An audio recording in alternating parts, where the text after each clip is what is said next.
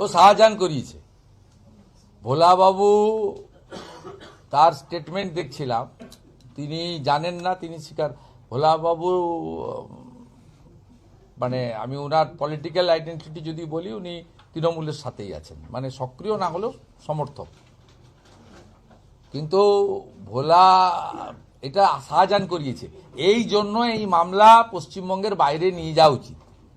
শাহজাহানকে বসিরহাট জেলে রাখলেও তো ফোন ইউজ করে provided by the Mamata Banerjee.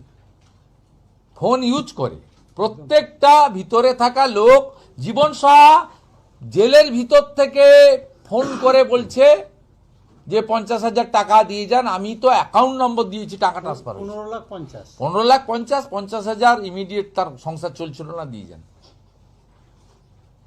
তো জীবন ইডি কাস্টডি জেসি থেকে ফোন করছে। তা আমরা তো অনেক আগেই বলেছি যে এখানকার জেলের ভিতরে থেকে তৃণমূলের নেতারা ফোন ইউজ করে, যেদিন যেটা খেতে চায় সেদিন খায়। অন্য কয়েদিদের সূর্যাস্তের আগে ডিনার নিতে হয়, এরা রাত্রিবেলা 9টা 10টা 11টা যখন পারে ডিনার নেয়।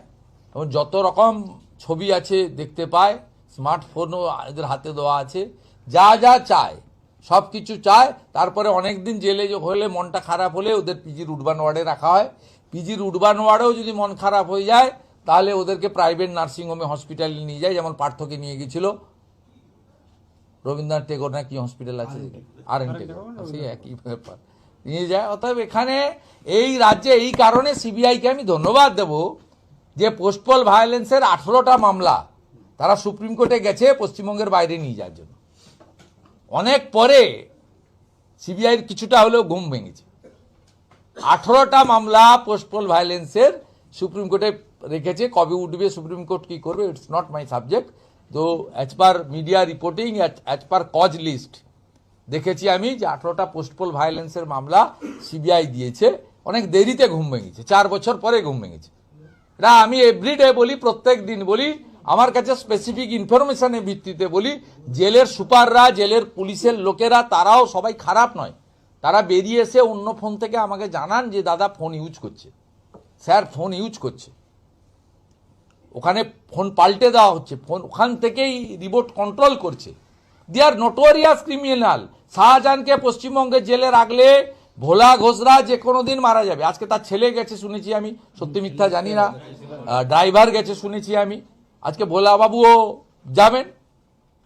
ভোলাবাবুর কাছে আমি টিম পাঠিয়েছি, কথা বলেছি, কারণ ওনার SSKM এর চিকিৎসাটাও খুব রিস্কি, সেখানেও মেরে যে দেবে না তার কোনো গ্যারেন্টি নেই।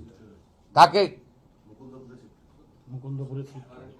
প্রাইভেটে শিফট করা উচিত।